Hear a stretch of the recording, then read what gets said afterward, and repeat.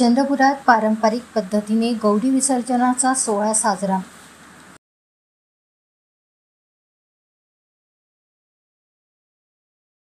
चंद्रपूर शहरात गौरीपूजन आणि हरितालिकेचे व्रत महिला मोठ्या उत्साहाने साजरे करत असतात।